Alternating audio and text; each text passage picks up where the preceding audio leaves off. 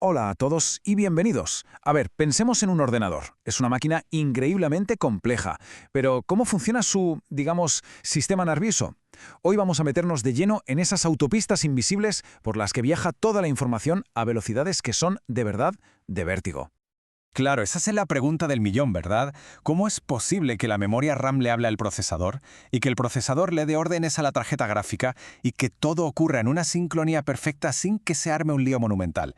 Pues la respuesta, ya os lo adelanto, es una auténtica pasada de la ingeniería.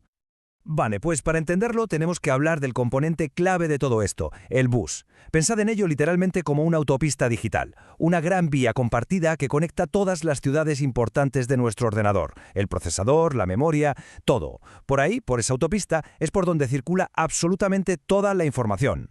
Y bueno, para ver cómo hemos llegado a las autopistas de hoy, tenemos que echar la vista atrás. Vamos a hacer un pequeño viaje al pasado, a los inicios de la informática personal, a una época en la que las carreteras eran muy anchas, pero eso no siempre significaba que fueran más rápidas. Fijaos, esta analogía de la autopista se puede desgranar aún más, porque cualquier autopista digital en realidad tiene como tres carriles principales, cada uno con su función. Primero, el bus de direcciones. Este es el GPS, básicamente. Le dice a los datos, oye, tienes que ir a esta dirección de memoria. Luego está el bus de datos, que es el coche, el paquete en sí, la información que se transporta. Y por último, el bus de control, que son los semáforos y las señales de tráfico. Dice qué hay que hacer con esos datos. Léelos, escríbelos, espera. Y esto se ve súper claro con un ejemplo práctico. ¿Qué pasa cuando hacemos doble clic en una aplicación? Pues mirad, lo primero es que la CPU, el cerebro, usa el bus de direcciones para preguntar ¿dónde está guardada esta app? Acto seguido, a través del bus de control, manda la orden «quiero leerla». Y finalmente, la memoria, que ya sabe dónde está y qué hacer, manda todos los datos de la app de vuelta por el bus de datos. Es un ballet, una coreografía perfecta que ocurre en 1000 millonésimas de segundo.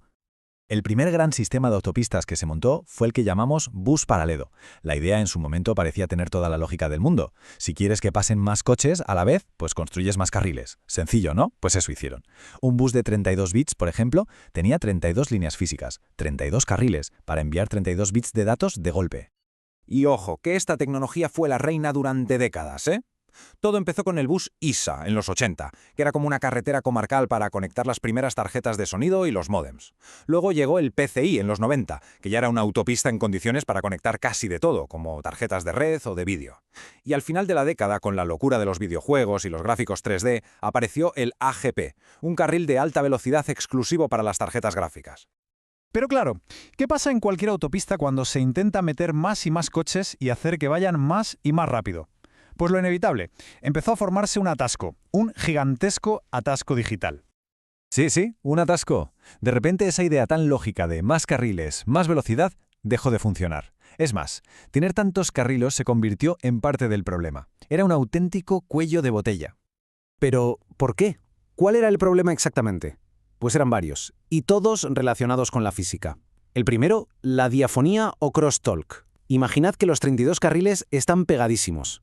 A alta velocidad, la señal eléctrica de un carril salpica a los de al lado, creando interferencias. Es como tener a 32 personas hablando a la vez en una habitación diminuta, un caos. Y por si fuera poco, estaba el problema de la sincronización. Conseguir que 32 bits enviados al mismo tiempo llegaran exactamente a la vez a su destino era una pesadilla logística. Así que aquí tenemos la gran paradoja. Sobre el papel, enviar 32 bits a la vez tenía que ser más rápido. Pero en la realidad, en el mundo físico, al subir la velocidad, los errores y los problemas de sincronización eran tantos que la única solución era bajar la velocidad de toda la autopista. Se anulaba por completo la ventaja de tener tantos carriles. Y entonces llegó la solución. Y fue una solución que, de entrada, parecía una locura. Iba totalmente en contra de la lógica que habían seguido hasta entonces. ¿Qué hicieron para ir mucho, pero que mucho más rápido? Pues pasaron de una autopista de 32 carriles a una carretera de un solo carril. Exacto. Bienvenidos al mundo del bus serie. La clave está en que, en lugar de intentar mandar 32 paquetes a la vez a una velocidad moderada, ahora se manda un único paquete, un solo bit, pero a una velocidad absolutamente demencial. Hablamos de miles de millones de veces por segundo. Y además, como es una sola línea, está mucho mejor protegida contra el ruido y los errores. Y si los comparamos cara a cara, es que no hay color. La tabla lo deja clarísimo. El bus serie tiene muchas menos líneas, lo que significa interferencias bajísimas. La sincronización es infinitamente más sencilla, porque solo hay que controlar una señal. Puede funcionar en distancias más largas. Vamos, que para las necesidades de hoy en día, el bus serie gana por goleada. Y esta tecnología, la serie, la tenemos hasta en la sopa. PCIe, o PCI Express, es la autopista principal que usan las tarjetas gráficas y los discos SSD ultra rápidos. SATA es el estándar para los discos duros y los SSD más convencionales. Y bueno, ¿qué decir de USB, Universal Serial Bus? Lo de Universal se lo ha ganado a pulso, porque sirve para conectar prácticamente cualquier cosa que se nos ocurra. Y para que nos hagamos una idea de la brutalidad del cambio, solo hay que mirar esta gráfica. El antiguo bus PCI, el paralelo, movía unos 133 megabytes por segundo. Bueno, pues un bus PCIe 4.0 de hoy en día, que es serie, mueve 32.000 megabytes por segundo. La diferencia es sencillamente abismal. Y todo esto, recordemos, mandando los datos uno detrás de otro como en una fila india, pero a una velocidad de locos. Pero esto no acaba aquí, claro. La tecnología nunca se detiene. A medida que los procesadores se hacen más y más complejos, con decenas de cerebros o núcleos dentro, las autopistas que conectan todo por fuera se empiezan a quedar pequeñas. Hacen falta nuevos sistemas de transporte de datos. De hecho, esa evolución ya está entre nosotros. Se llama Network on Chip, o NOC. En los procesadores más modernos, como los M de Apple o los Ryzen de AMD, ya no hay una sola autopista. Dentro del propio chip hay una red entera de pequeñas carreteras y avenidas que conectan todos los núcleos entre sí. Es como si la ciudad, el propio chip, tuviera su propio sistema de metro y de calles internas. Y si miramos un poco más allá, el siguiente gran salto podría ser dejar atrás el cobre y la electricidad. Se está investigando mucho en los buses ópticos. La idea es usar pulsos de luz para enviar los datos. Y esto es una pasada, porque promete velocidades teóricas todavía más altas, consume menos energía y lo mejor de todo es prácticamente inmune a las interferencias eléctricas. Y ya, si nos vamos al futuro lejano, a la ciencia ficción casi, llegamos a la computación cuántica. Ahí las reglas del juego son completamente distintas. Ya no hablamos de buses, sino de interconexiones cuánticas que usan cosas como microondas o, y esto es alucinante, el propio entrelazamiento cuántico para que los qubits se comuniquen.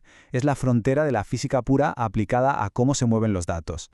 Al final, si lo pensamos, todo se reduce a una idea muy simple. El bus, esa pieza tan fundamental, pero a menudo invisible, no ha hecho más que evolucionar y reinventarse una y otra vez para poder satisfacer nuestras demandas. Cada vez pedimos más velocidad, más eficiencia, más versatilidad, y el bus ha tenido que estar a la altura. Y con esa reflexión lo dejamos por hoy, lanzando una pregunta al aire. Ahora que estamos en plena explosión de la inteligencia artificial, de la realidad virtual, con cantidades de datos que no habíamos visto nunca, ¿estamos llegando ya al límite de lo que puede dar de sí el cobre? ¿Será la luz y no la electricidad la que construya las superautopistas de la próxima gran revolución informática? El tiempo lo dirá. Nos vemos en la próxima.